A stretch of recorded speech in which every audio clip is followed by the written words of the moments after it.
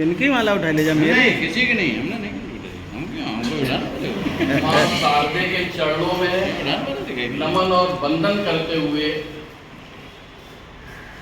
आज के हमारे आदर्श डॉक्टर सर्वपल्ली राधाकृष्णन जी के जन्म दिवस पर हमारे सभी विद्वान साथियों को बहुत बहुत शुभकामनाएं। हमारा ये परिवार हमको जो ऊर्जा दे रहा है, उस ऊर्जा की दम पर नित्य निरंतर बड़े आयाम स्थापित हम लोग करेंगे, ऐसा मेरा अटल विश्वास है। आज इस शुभ अवसर पर एक बहुत बड़ी खुशी मिली है, जो मैं आप लोगों के बीच शेयर कर रहा हूं। मुझे इस संस्था में हमारे अग्रज आदरणीय त्रिपाठी जी के साथ आने का मौका मिला।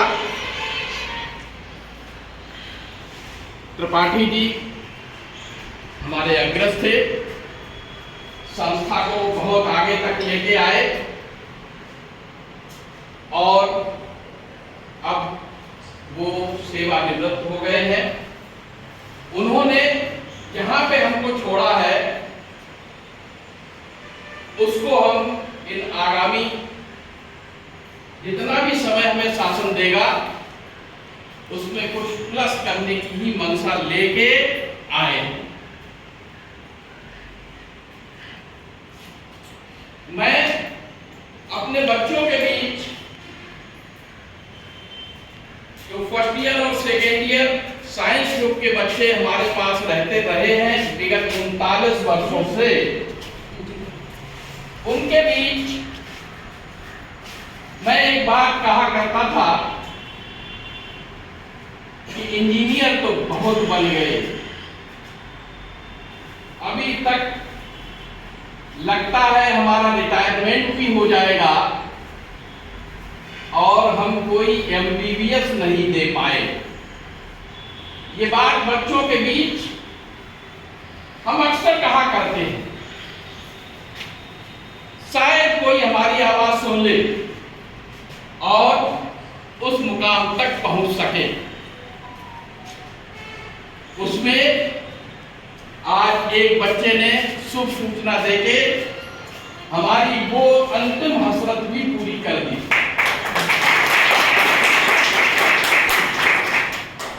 हमें लगता है कि तब तक सभी लोग आ चुके होंगे, केवल हरिशंकर जी हो सकता है उस समय ना रहे हों। एक लड़का अपने बीच आर्यन करके था, आर्यन बाज, उसको हम आज शिक्षक दिवस के अवसर पर उसके न रहने पे भी बधाई दे रहे हैं। जैसे ही वो अपने एडमिशन संबंधी प्रक्रिया से पूर्ण करके यहाँ आएगा, हम उसको सम्मानित भी करेंगे। उस बच्चे ने हमारी ये अंतिम हसरत भी पूरी की है। उसका चयन एमबीबीएस में हुआ है और लखनऊ का मेडिकल कॉलेज से मिला है। बहुत बढ़िया। तो ये बहुत गौरव की बात है हम सबके लिए कि जो हसरत पिछले 39 वर्ष से अधूरी थी, वो उस बच्चे ने आज पूरी की है। और मैं उसे शुभाशीष देता हूं कि वहां भी वो गोल्ड मेडलिस्ट बने। समाज में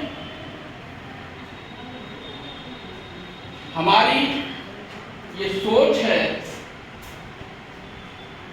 कि माता पिता के बाद अगर किसी को सर्वाधिक खुशी मिलती है तो वो हम लोग हैं।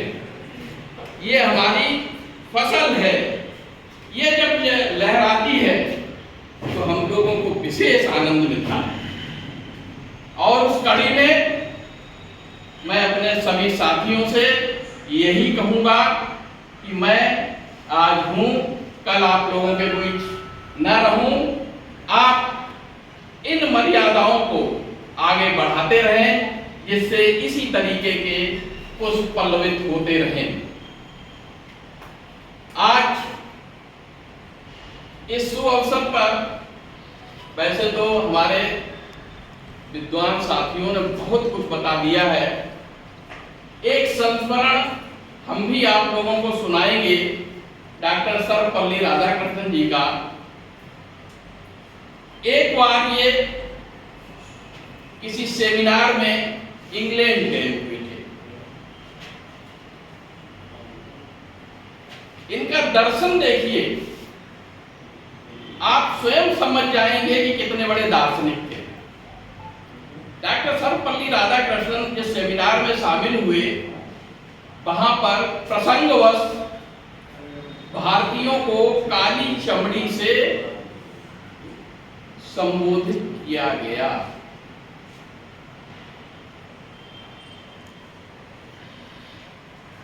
वैसे भी गोरे काले का भेद जी अंग्रेजी हमें सिखा गए, ऐसा हमारा इतिहास कहता है। तो डॉक्टर सर्वपल्ली राधाकृष्णन जी ने ये कहा,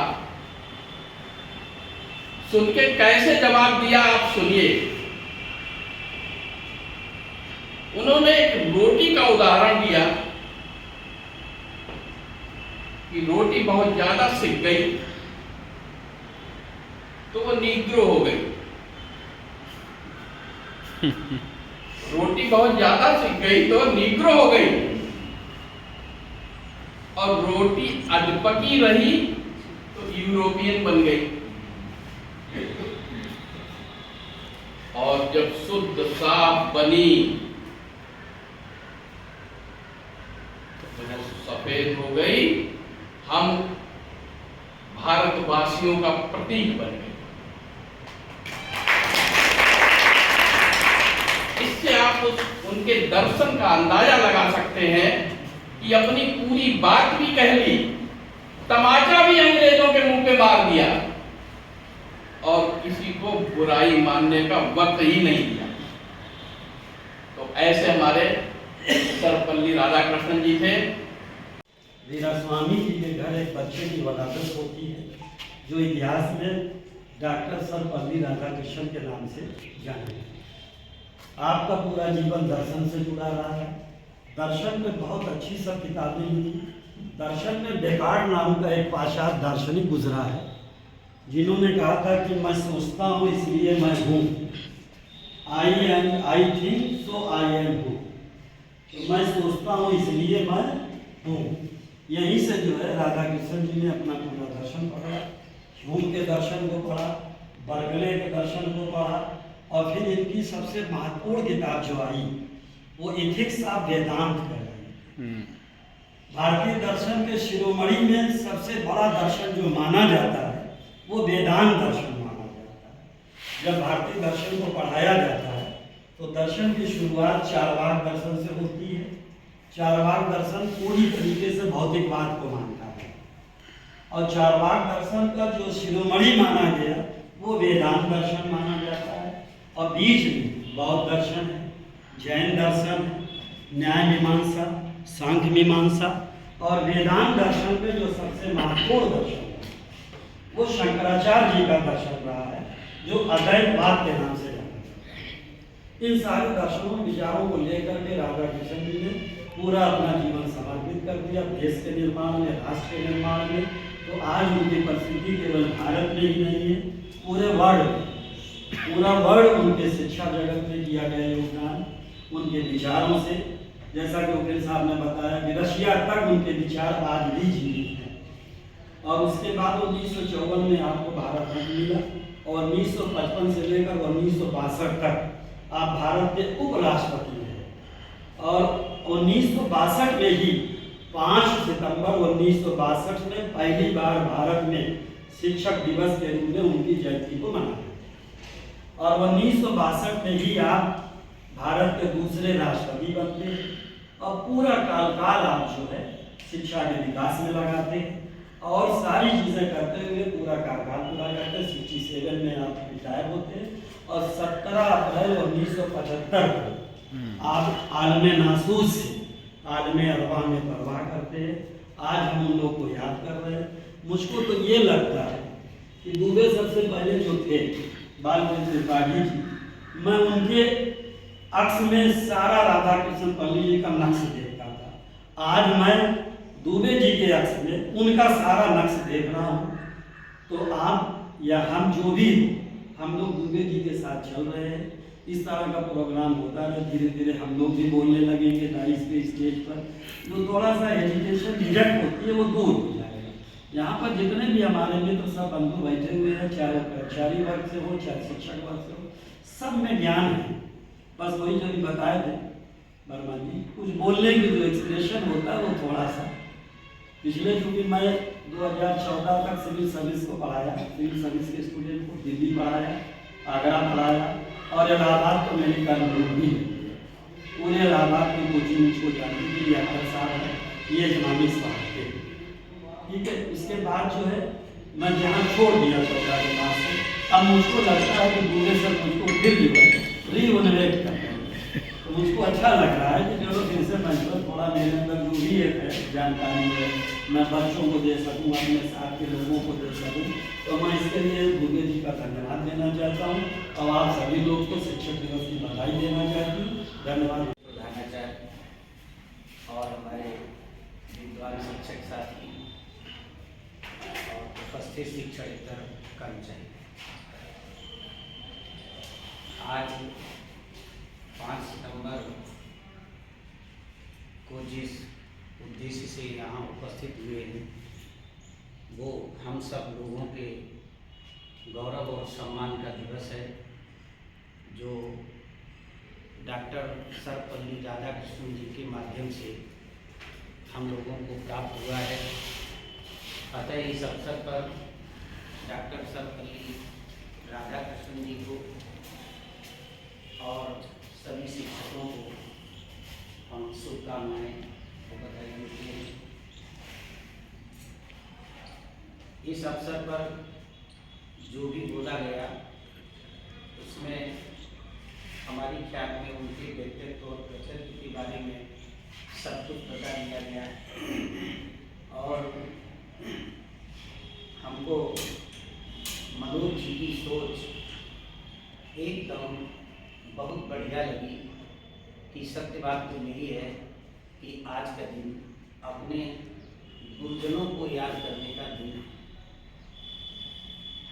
और उसके लिए हम लोग ये सोचें कि हमारे गुरुओं ने हमको किस तरीके से यहाँ तक पहुँचाया है और उसके बाद जब हम एक शिक्षक बन गए हैं तो कितने छात्रों को उस मुकाम तक पहुँचा रहे हैं या निष्कपट भाव से पहुँचाने का प्रयास कर रहे हैं।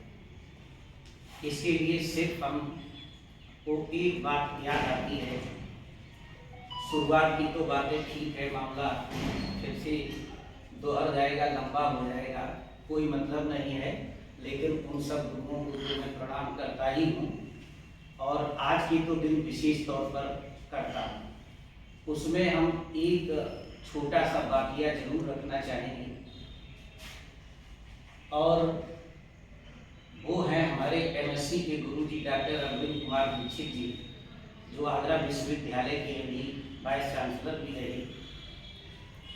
तो क्या हुआ, जब हम एमएससी करने के बाद बैंकिंग एग्जाम की तैयारी करते थे, जैसा परिवेश होता है तो हमारे गांव का परिवेश ऐसा था कि आसपास सभी लोग, जो भी सब जानते होंगे, जो लोग थे वो बैंक में ही थे, वीरेंद्र दत्तू वगैरह, स्वयं दत्तू वगैरह। तो यही समझा देते थे पिताजी एक्सपायर हो गए, काय के लिए लंबी पढ़ाई पढ़ोगे, बैंकिंग की तैयारी कर लो और अभी आप बैंक क्लियर हो जाओ। तो हम उसकी तैयारी में जुट गए, लेकिन नियत को कुछ और ही मंजूर था। सन 1999 में बीएसआरपी घोड़े बंद हो गए कंप्यूटराइजेशन की वजह। तो हमारी पीक पॉइंट पर तैयारी थी, कोई बात नहीं, तो मित्रों ने कहा कि अब ये कर लो, सिविल सर्विस की तैयारी करो। केमिस्ट्री सब्जेक्ट ठीक था, तो हमने कहा चलिए उसके अनसॉल्व पेपर देखें। संयोग से क्या हुआ कि उसमें भी सफलताएं मिली, लेकिन लक्ष्य तक नहीं पहुंच पाए। तब तक क्या हुआ कि हमारे ये गुरुदेव चयन बोर्ड में सदस्य बने। अब जब ये सदस्य बन गए, उस समय हमारे अंदर इनके लिए बड़ा सम्मान तो था ही। इनका पेपर में ये सब नाम निकला। हमने उस पेपर की कटिंग को काट के रख दी। अब हमें नहीं मालूम, अभी मैं बीएड भी नहीं था और इस पेशे को तो मैं पसंद नहीं करता। और पता लगा कि वो जब मेरे पास कटिंग, हम हार गए, घर की भी स्थिति अच्छी नहीं, मतलब वैसे सब कुछ ठीक, लेकिन अब लग नहीं रही। 4 साल हो गए एमएससी की, 5 साल हो गए। हमारे एक दोस्त ने कहा बीएड कर लीजिए, उसी ने रुपया खर्च किया। लास्ट डेट को कानपुर विश्वविद्यालय के काउंटर पर जाकर के उसने मेरा बीएड का फॉर्म जमा किया। हम कमरे पर ही बने। बीएड का जो है पेपर दे आए, सम्मानजनक काम हो गया, बीएड हो गया। 3 महीने बाद ये वैकेंसी आई, केवल 3 महीने बाद। और पीसीएस का लोअर ओवर सब क्वालिफाई करते थे, मेंस देते थे। ये हमको कुछ पता ही नहीं लगा कि हम दे क्या आए, ओला में से पड़े आए। और हमारा हो गया रिटिन। अब रिटिन होने के बाद अब हमने कहा हम क्या करें इसके लिए। इंटरव्यू में लोग कहते थे रुपया चलता है, रुपया, जैसा कि डॉक्टर साहब ने कहा करते थे यहाँ, मतलब अन्यथा न ले, लेकिन कितना खराब लगता होगा उस समय। तो आप ये समझ लीजिए कि जब हम इंटरव्यू का मेरे को लेटर मिला तो हमें ध्यान आया हमारे गुरुदेव तो चयन बोर्ड में है। हमने तुरंत वही कानपुर रहते थे, प्रोफेसर्स कॉलोनी थी, वो लेटर लेकर के मैं गुरुदेव के घर पहुंच गया।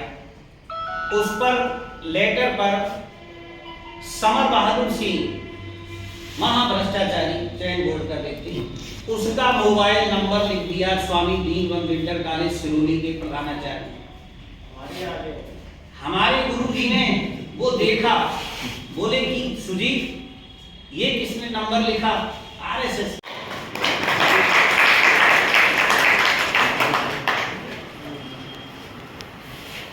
ये तो बाद की बात है, पहले तो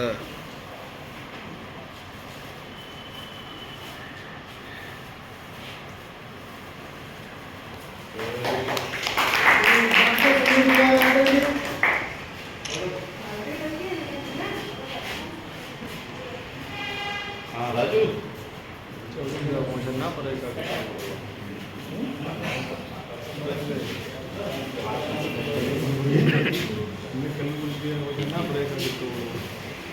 अच्छा ठीक है यार, ना भैया। सही है। नहीं कोई चीज़ है तो सही है, 10-5 अंतर, ज़्यादा अंतर थोड़े ही।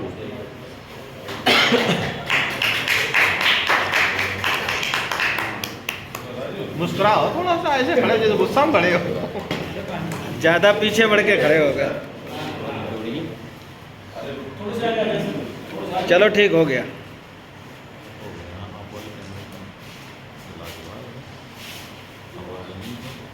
सबके बदले हो गए, राजू ही उसके अरे होएगा। खींचो खींचो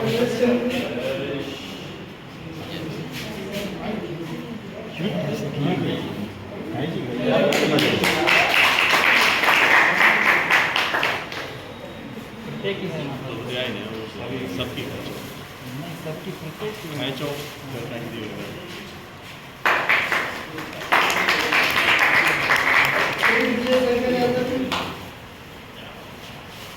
रमेश सर एक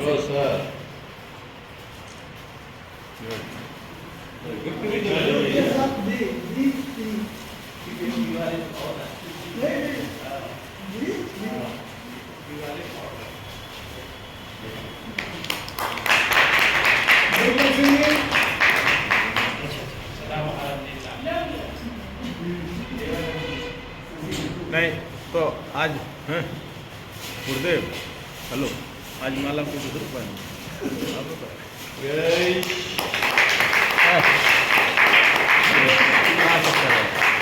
माला हो रही है। खड़े हो जाइए दीपक सर, एक मिनट गिफ्ट भी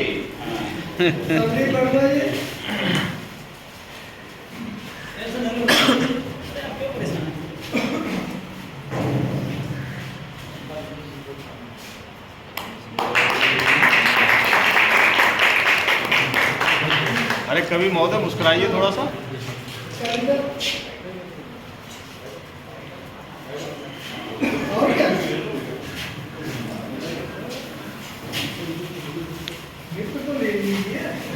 और सब लोगों को बुलाया वहाँ से जितने लोग हैं।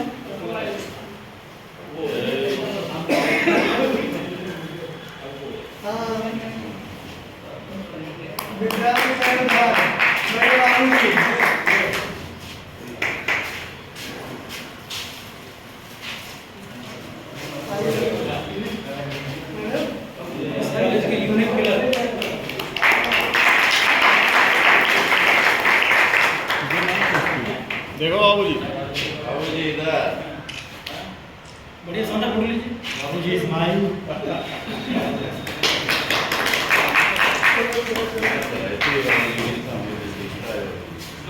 ये माना किसकी? अरे भैया थैंक यू।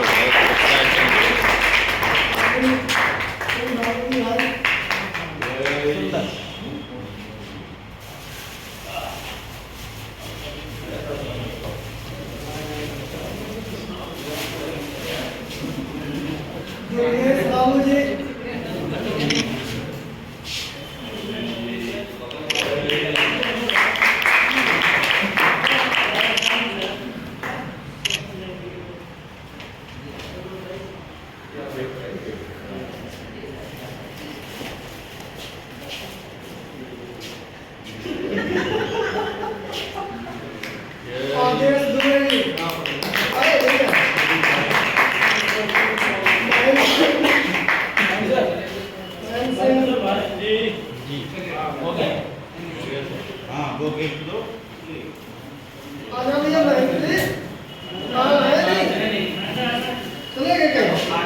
संजय भारद्वाज जी आए तो थे। देखो कौन आ गया? माला का चेंज कर रहे हो का? अरे उनसे चेंज करा, वो भूल जाएंगे तले।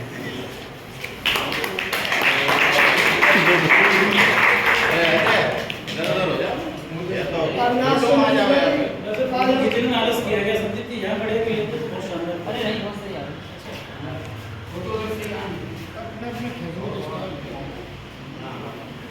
ये है कभी ये भुगतान कहीं कुछ नहीं है, तो सही चल रहा है। यश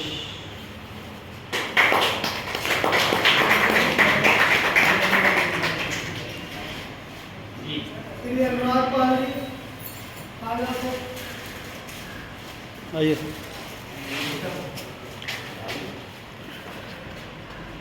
अरे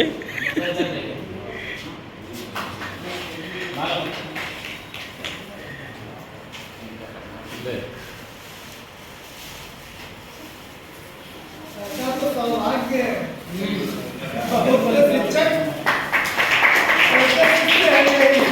विद्यालय में गिफ्ट दो सर, गिफ्ट लेते हुए। हाँ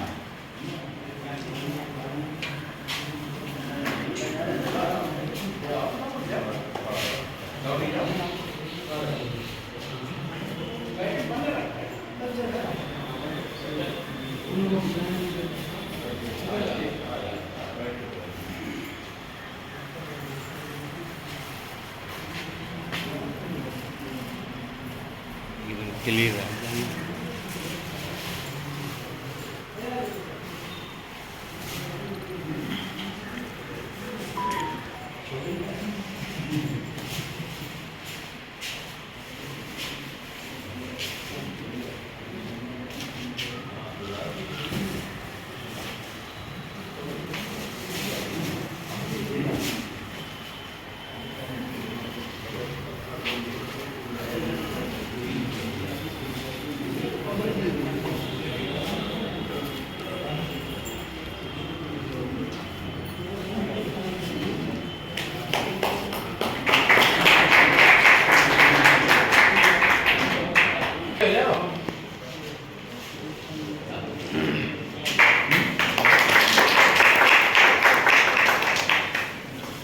राजीव कुमार सरोवर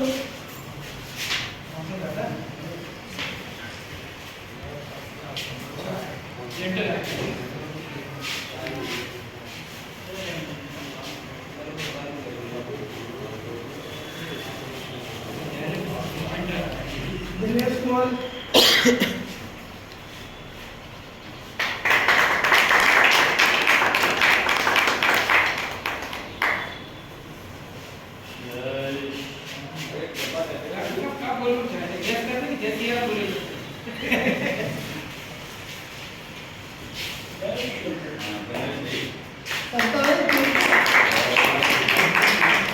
सड़ता अस्वस्थ है। कीर्ति गिनती तो थी। कीर्ति भी कुछ करता है।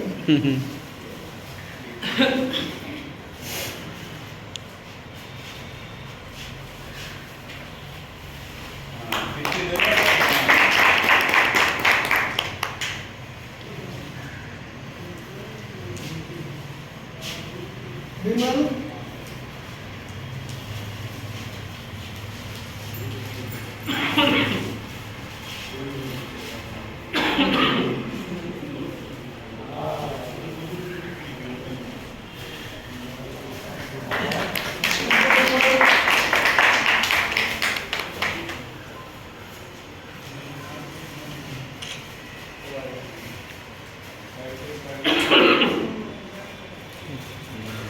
चलो हो गया।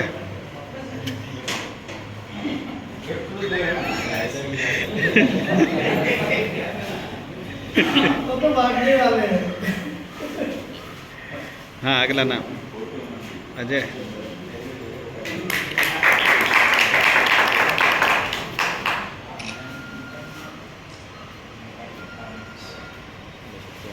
बचा नहीं?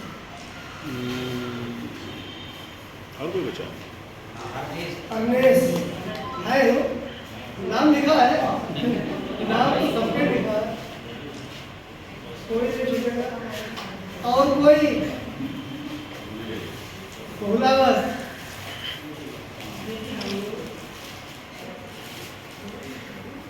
हरनेश सर्वपल्ली राधाकृष्णन जी लग रहे हैं।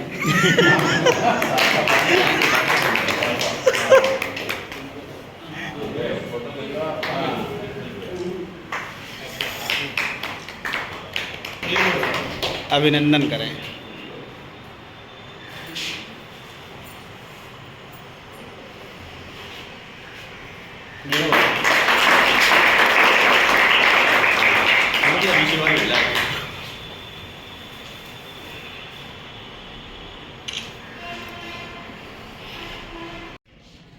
कि शिक्षक दिवस की शुभकामनाएं। जहाँ तक अभी तक मैंने सुना कि सभी लोगों ने बताया कि राधाकृष्णन सर्वपल्ली राधाकृष्णन ने जो फिलॉसफी पढ़ा था वह अध्ययन नहीं किए तो उनका विषय अलग था।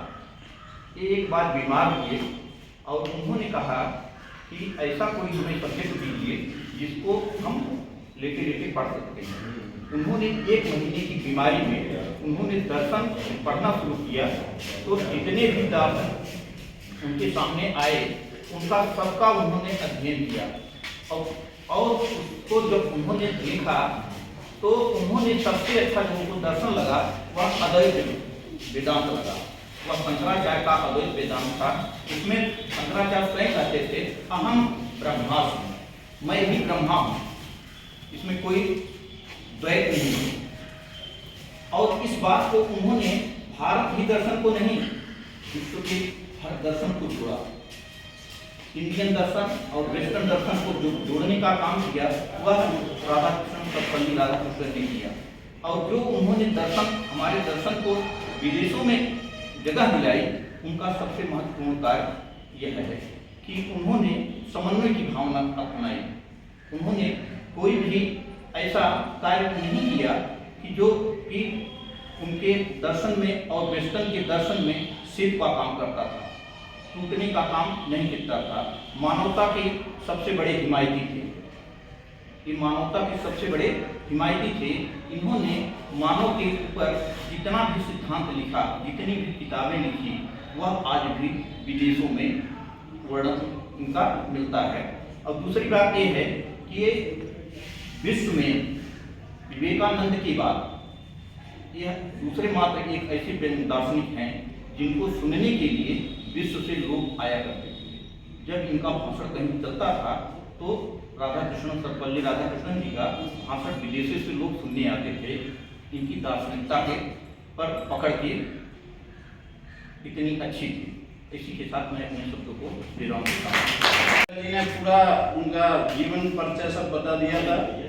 हाँ, इसके साथ हमारे रमेश जी ने बहुत कुछ प्रकाश डाला और अपने परवेज अख्तर जी ने तो पूरा जो एक दार्शनिक मत था, एक दार्शनिक रूप में ही उनका सारा वर्णन कर दिया।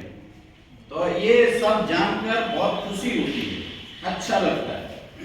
और एक बात ये कि जैसा कि हमारे डॉक्टर सर्वपल्ली राधाकृष्णन जी, इनका सीधा सा मत था, उस समय अपने देश की स्थिति ज्यादा डमाडोल थी। उनका ये था कि यदि हमारे देश में शिक्षा फैलेगी तो हमारे देश को विकसित या विकास करने से कोई नहीं रोक सकता है। तो और शिक्षा का एक अच्छा प्रसार हो, इसके लिए उन्होंने काफी कुछ इस तरह का जो सारा कर्तव्य शिक्षकों पर छोड़ दिया।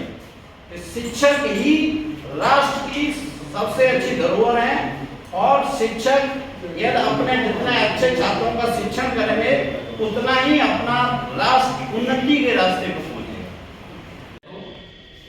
दूसरे के हित के समान कोई धर्म नहीं और दूसरे को पीड़ा पहुंचाने के समान कोई पाप नहीं। अगर शायद हम लोग इसी भावना से, इसी दर्शन से अपने कार्य को करें तो शायद एक आदर्श समाज भी निर्माण होगा और आदर्श शिक्षक भी बन जाएगा। तो इसी बात के साथ अपनी वाणी को विराम देते हैं। शिक्षक दिवस के पुनः हार्दिक शुभकामनाएं। चाहिए कि हम एक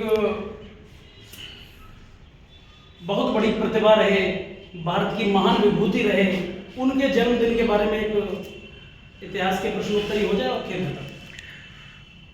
मुझे लगता है, जहां तक मेरा अपना व्यक्तिगत विचार है, ये प्रश्नोत्तरी का विषय नहीं है।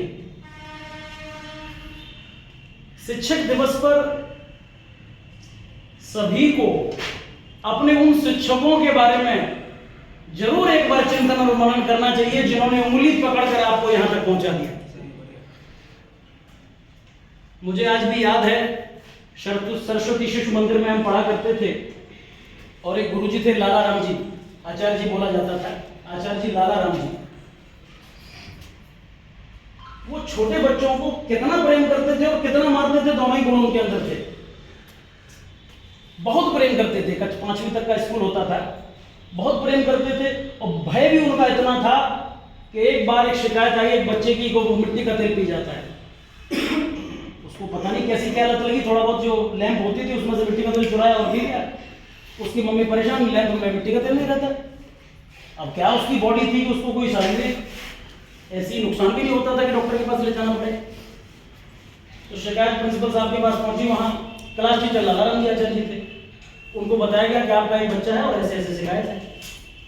विश्वास मानिए, उन्होंने उसको एक बार समझाया, इतने प्रेम से समझाया जितना समझा सकते थे। 3-4 दिन बाद उसकी मम्मी फिर आ गई विद्यालय वही सेम शिकायत लेकर। उन्होंने लाला राम जी ने उसके बाल पकड़कर उसको छत से लटका दिया। हालांकि बिल्कुल गलत था, लेकिन उसके अंदर वो भय भर दिया कि उसके बाद उसने लैंप की तरफ देखा भी नहीं। पीना तो छोड़ दीजिए। तो ये भी कला एक शिक्षक है जो बच्चों को मार कर, पीट कर, डांट कर, हालांकि आजकल तो हम लोग बंधे हुए हैं नियम कानून के दायरे में कि किसको मारना, किसको पीटना, किसको क्या करना बड़ा सूझबूझ के साथ करना होता है। कहा तो पहले ये भी जाता था कि जैसे घड़े को कुम्हार जब सींचता है और उसके बाहर से एक ठोंकता है तो एक हथेली अंदर लगी रहती है ताकि घड़ा टूट न जाए। तो हम लोग भी जब किसी बच्चे को डांटते या फटकारते या थोड़ा पीटते हैं, साज बनाता हूँ, सुंदर सुर सजाने को मैं साज बनाता हूँ, नौसिखिए परिंदों को मैं बाज बनाता हूँ। सुंदर सुर सजाने को मैं साज बनाता हूँ और नौसिखिए परिंदों को मैं बाज बनाता हूँ। चुपचाप सुनता हूँ शिकायतें सबकी, चुपचाप सुनता हूँ शिकायतें सबकी और दुनिया को बदलने की आवाज बनाता हूँ।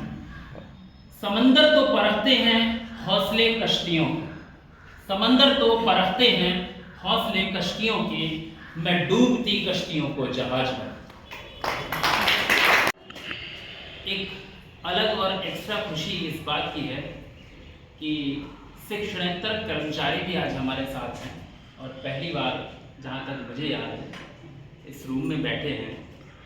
अलग तरह का एक अनुभव प्राप्त हो रहा है और अपने अपने विचार आज ऐसे ऐसे वक्ताओं को सुना जिन्हें कभी स्टेज पर न सुना। वैसे तो वो बोलने में माहिर तो नहीं, लेकिन कहना क्या चाहते हैं। और आप सभी लोगों को 5 सितंबर की हार्दिक शुभकामनाएं देता का एक महान भारतीय दार्शनिक, शिक्षाविद और राजनेता थे। उनका जन्म 5 सितंबर 1888 को तमिलनाडु में हुआ था। उन्होंने अपनी शिक्षा मद्रास प्रेसिडेंसी कॉलेज और कैम्ब्रिज विश्वविद्यालय से प्राप्त की। डॉक्टर राधाकृष्णन ने एक बार पुनः हम डॉक्टर सर्वपल्ली राधाकृष्णन को सादर नमन करते हुए बड़ी हार्दिक बधाई, सबको शुभकामनाएं। इसी पर हम अपनी वाणी को विराम देते हैं। यहीं से फोटो मार दिया आइए सर, एक एक करके आते रहिए। सभी लोग आइए, सभी लोगों से निवेदन है।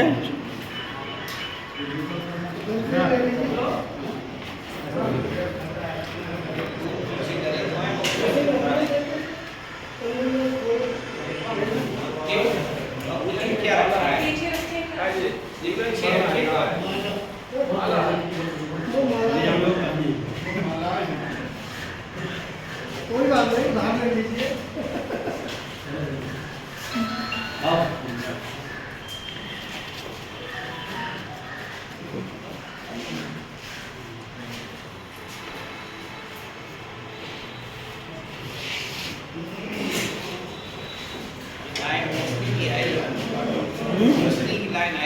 हाँ, रोशनी की लाइन आ रही है।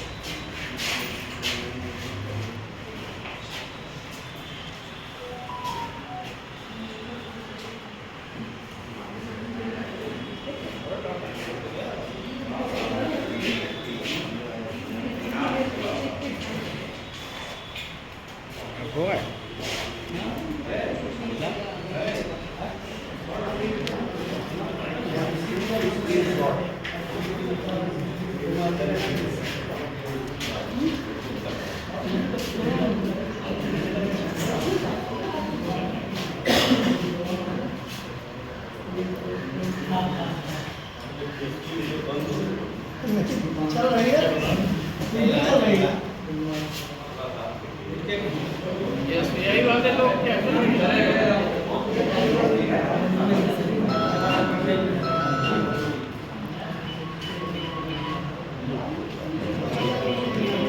सही है।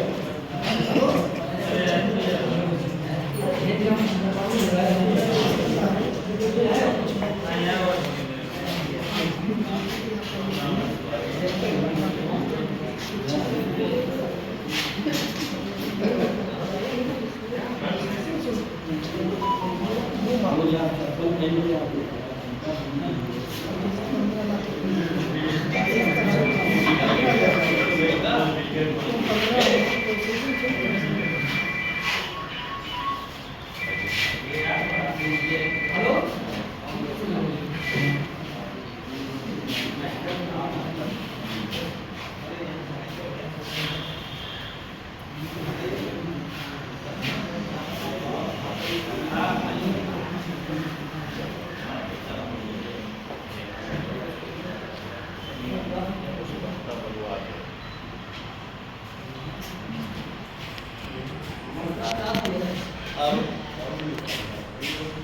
आज का कार्यक्रम माननीय प्रधानाचार्य जी की अध्यक्षता में शुरू करने जा रहे हैं। और सबसे पहले हम चाहेंगे कि वक्ता कुछ अपना प्रवचन करें, उसके बाद में अगला कार्यक्रम सम्मान समारोह का कार्यक्रम भी है। तो मैं सबसे पहले निवेदन करूँगा श्री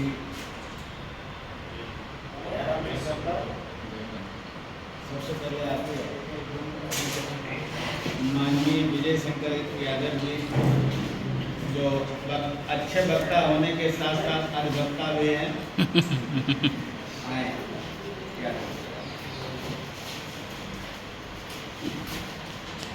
परम श्रद्धेय प्रधानाचार्य एवं प्रधानाचार्य और हमारे विद्वान शिक्षक, लिपिक वर्ग और हमारे विद्यालय के सहयोगी, आज बड़े हर्ष का विषय है कि हम लोग डॉक्टर सर्वपल्ली राधाकृष्णन के जन्म दिवस मना रहे हैं और एक शिक्षक दिवस के रूप।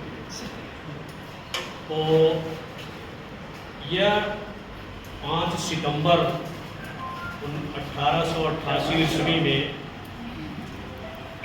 राधाकृष्णन जी का जन्म हुआ और जब ये राष्ट्रपति बने, उपराष्ट्रपति बने, तो लोगों ने, जो इनके शिष्य थे, क्योंकि ये अच्छे शिक्षक भी थे, तो जब इनके शिष्यों ने इनका जन्मदिन मनाने मतलब गए, तो इन्होंने अपना जन्मदिन मनाने से अस्वीकार कर दिया। ये हम सभी जानते हैं। इन्होंने बल्कि कहा कि इसको अगर मनाना है तो शिक्षक दिवस के रूप में मनाना चाहिए।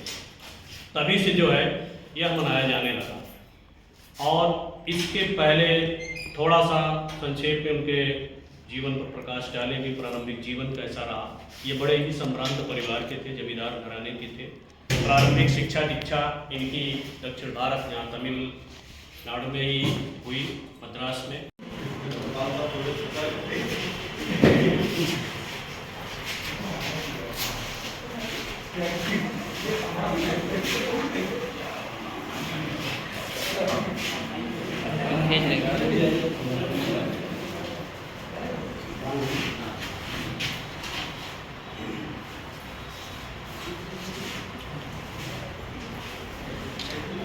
आप जो वीडियो बना रहे हैं उधर से जो है सही है। क्यों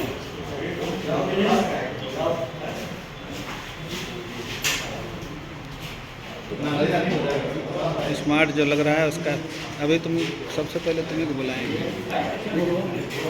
अरे कुछ भी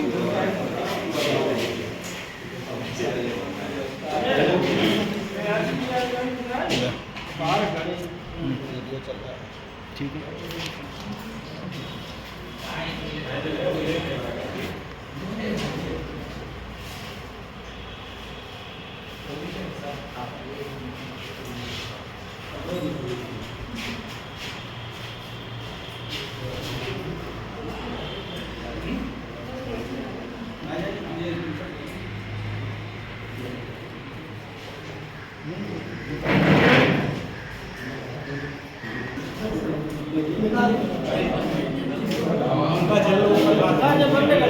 ये बंद कर दो थोड़ी देर।